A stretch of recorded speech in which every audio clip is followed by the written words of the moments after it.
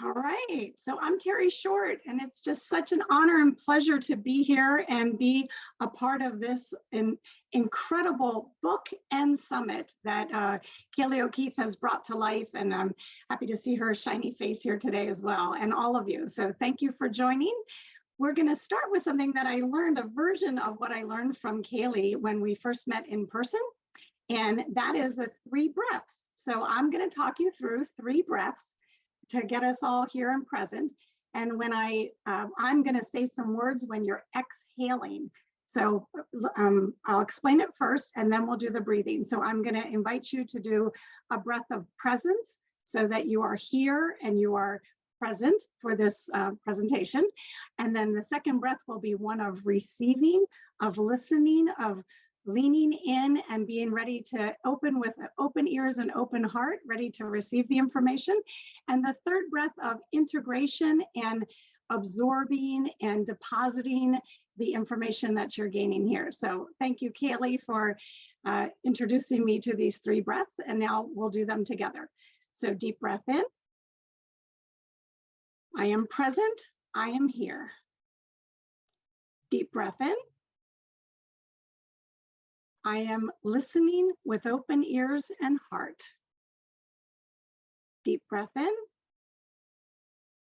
I will integrate, absorb, and deposit this information.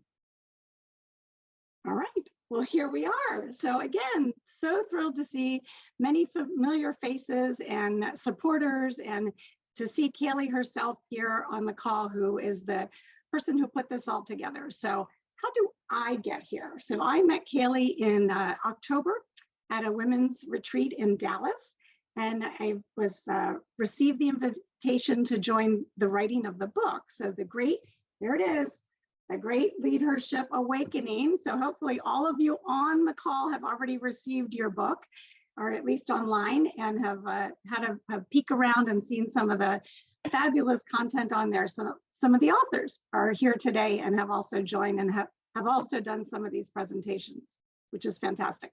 For us to be able to bring the book alive, that's what we're really doing. So how did I decide? So I accepted the invitation. I said, okay, yes, I would love to write a chapter.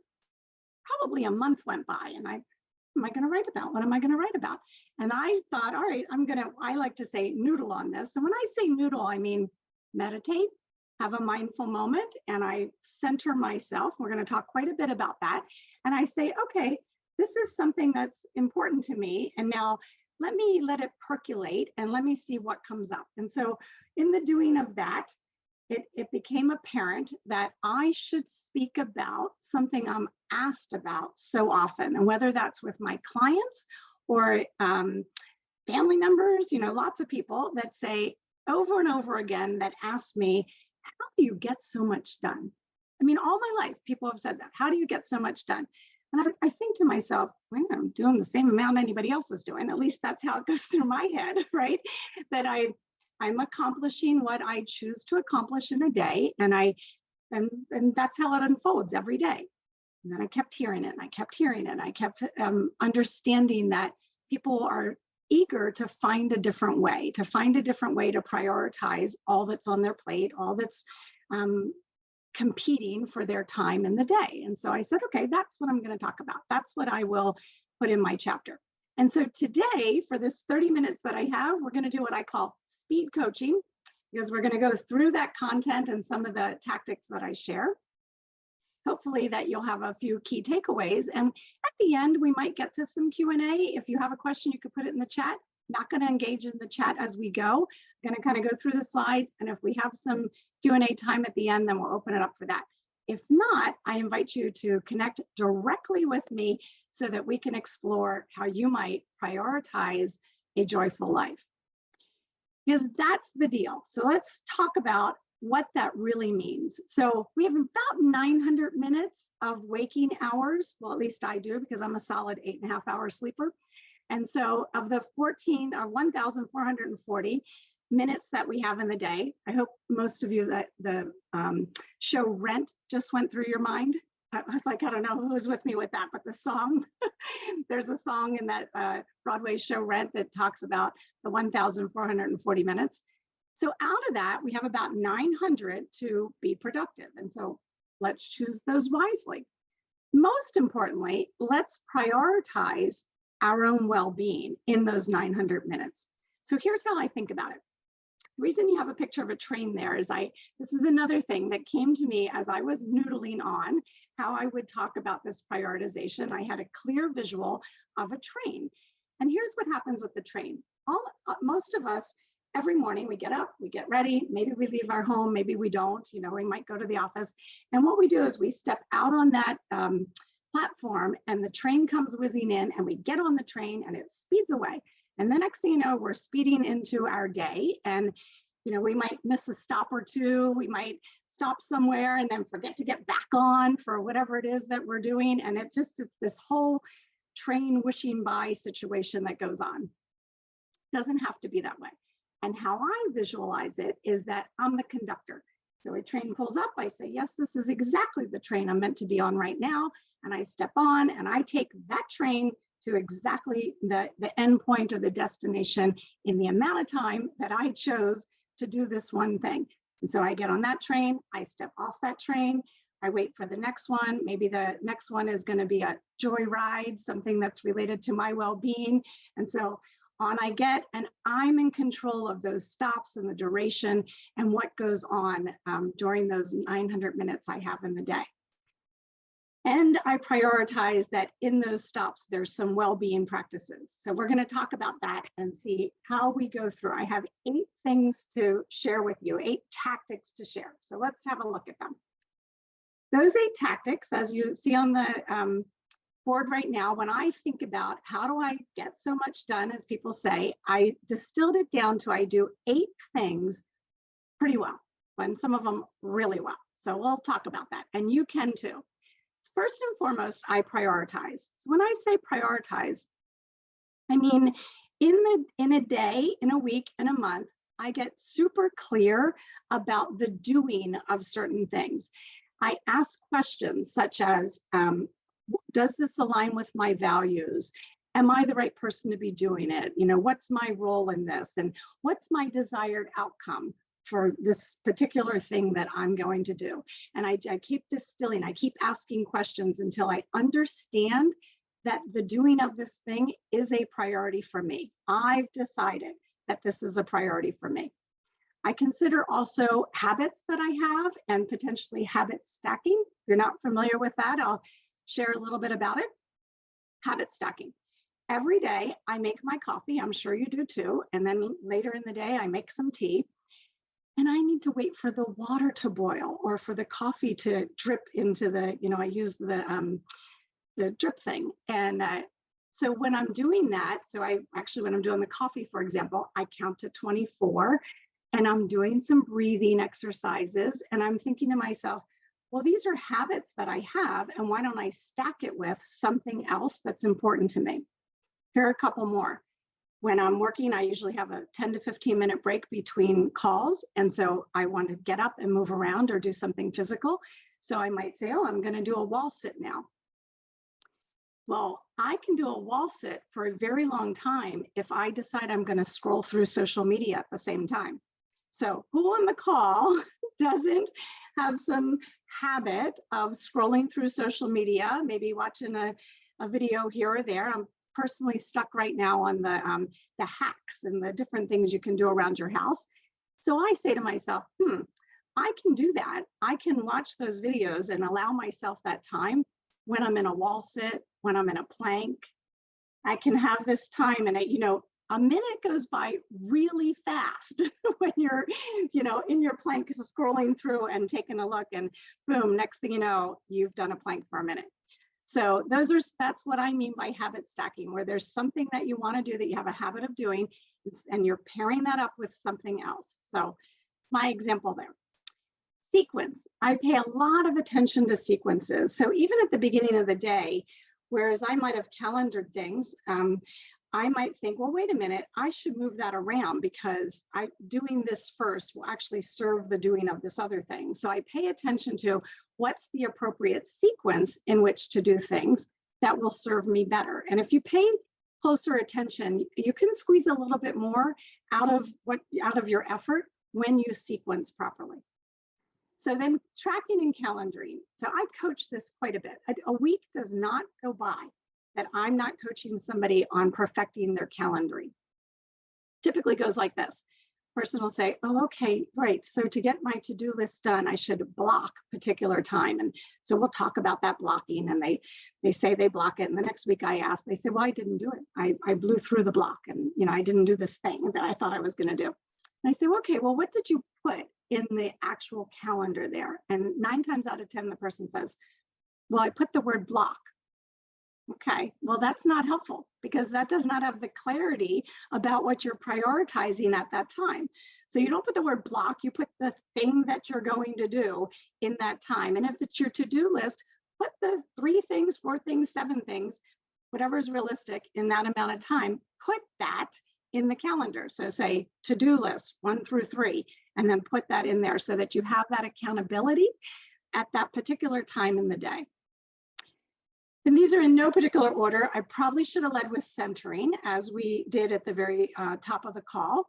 And so centering yourself is so important that it has its own slide coming up. So we'll hold on that one. Reframing. So reframing is my time where I say, okay, well, wait a minute. The doing of this thing, is it aligned with my values, or is it too big that I wouldn't be able to do it in one fell swoop and in one chunk? And so I'm going to break it up into smaller pieces, and I'm going to reframe this differently. Part of that reframing might lead me to the next one, which is to delegate. Leaders that I coach are so reticent sometimes to delegate to others, and for different reasons. Some think, well, I could do it faster or easier or better myself, so they don't delegate. Some think it takes longer to delegate because then I have to show them how to do it, and so on and so forth. And few initially think, the first thought that I believe you should think is, how will it serve another to do this thing, right? So particularly if you're a leader, it's incumbent upon you to pull others into the fold and to help them grow and to develop. And you do that by intentionally delegating certain pieces of what's on your plate. So think about delegation as an offering that you have to someone else that is going to help them grow and help them learn, and not as a negative thing. And probably the secret sauce of all of it is to celebrate. And this is why I've been geeking out on neuroscience lately. And one of the really important components of neuroscience is what we say to ourselves. So these neural pathways that have been created. And it's our job to consciously create more positive ones. So there's what I call the yellow brick road, the way that your mind normally goes and responds to something. And it's the yellow brick road. It's like solidly laden with bricks, and you've been going that way. It's your go-to position on things all the time. And how you change that is that your thought process goes to somewhere pleasant and supportive and positive. And that is all wrapped up in your celebrating. So what I mean by that? I mean that at the end of an hour, this thing that I blocked on my calendar and I accomplished, or maybe I only accomplished a part of it, I'm still going to celebrate what I was able to do, because that creates the positive momentum, and it breaks me off into a neural pathway that's positive and supportive. So I cannot stress that enough, and encourage you enough to accept this secret sauce that you will celebrate what you do accomplish every day, whether that's within an hour, at the end of the day, at the end of the week, and you start to live in the space of what you have accomplished and what you have contributed and the value that you've brought. So let's go a little bit deeper here. After we get these 8, our next step then for the next slide is to find centering. So I propose 4 ways to do that. And these are the ways that serve me. You might have 3 or you might have 7. I don't know. So take it where you need to take it. So I want to talk to you about each of them. So first is the immediate centering. So when I think about immediate centering, like right now, if I felt like, well, I am talking really fast because I'm trying to squeeze a lot in, but if I felt like I was, off kilter or something wasn't quite right, I would do an immediate centering, and I'm very tactile. So this is what I do. I do my two fingers together. Everybody do it with me. Put your two fingers together, and you're really focusing on the ridges on the thumb and the ridges on the forefinger. And so I can do that under the desk. You know, I can just have my fingers down there. I can be at the board meeting and feel that somebody just said something that is off topic. It's going to ruffle feathers. It's, you know, they're taking us the wrong way. And when I want to think about how I should respond, I might do that immediate centering. Might, without people seeing or noticing, I might take a breath that I'm focused on and then be doing my tactile. And that again is creating a neural pathway in a positive direction. So just the doing of this thing helps me go, immediately centered without showing everyone that. And now I'm ready to move in a different direction or get back on track or what have you. Daily centering. I want to offer to you a book that I'm a huge fan of. It's by Amishi Jha, and it's called The Peak Mind. And the Peak Mind, she does all the science for decades. She studies mindfulness, and she boils it down to 12 minutes a day. So I encourage you to have a practice, hopefully for a minimum of 12 minutes a day, because everybody wants to be bottom line. Like, how long should you meditate or have a mindfulness practice? Well, she's actually proven that 12 minutes a day is the sweet spot in order for you to remain centered and to have a peak mind and be operating on all cylinders throughout the day. So I personally do at least that amount first thing in the morning. So that's the daily centering. And then routine centering. So throughout the day, and again, you might have it stack. You might say at the end of lunch, from the transition from lunch back to my office, I will have a routine centering practice. To be as simple as this. Now, I practice what I call coherence breathing, or what is called coherence breathing, and that's in to a count of 4 and out to a count of 6. And when you do that, you can get about 5 breaths in 1 minute. So the other day I was speaking to an education administrator, and we were talking about these such things. And he said to me, well, you know, principals and administrators in not healthcare, in academia, they really don't have a lot of time, right? As if anybody has a lot of time. And so he was saying, you know, this is hard for them because they're very, very busy. And I'm thinking, well, we all are. And so eventually I said, wait a minute. I said, what I think you're saying is that these individuals can't find a minute in a day. So remember, we have 900 minutes of work time, or, you know, non-sleeping time in a day, and you can't find one. So I'm not buying it. And that's what I told him, I'm not buying it. So that 1 minute, again, you might have it stack and say, transitioning from lunch to my work, or from one call to the next, or what have you. And you do that coherence breathing that allows you to center at that particular time. And then the last one is intentional centering. And that's for me more tied to when I'm about to step on a client call. And as I contemplate that particular client, I might take a minute or 2 in that sense, and I'm going to do a few breathing exercises, and I'm going to say their name, and I'm going to state my intention to serve them well. So that's a very intentional way to get myself centered on exactly this thing that I'm going to do. So of course I did that before I got on this call today, right? So you're intentionally centering for that which you've prioritized. So let's look at how we do that, how we prioritize. So we're going to eventually be able to do things fast. And how that is by way of focus, align, and single task. In the article, or in the chapter that I had the privilege to write, I talk a little bit about the neuroscience of procrastination and multitasking. So I'll just share this briefly here, is that multitasking is a myth. It's actually been proven that only 3% of the human population can multitask. That's why all the books are written on distracted driving, and, you know, the things that what we're doing is we're task switching. And when we do that, we're causing the 2 parts of our brain to basically to interact or to overlap. So think about it as a pinball machine. When you're multitasking, you're like boom, boom, boom, boom, boom, like that, right? And so, and maybe you think you're part of that 3%, but possibly not. So let's assume we're not. And so what do we do about that? We single task, and we single task super well.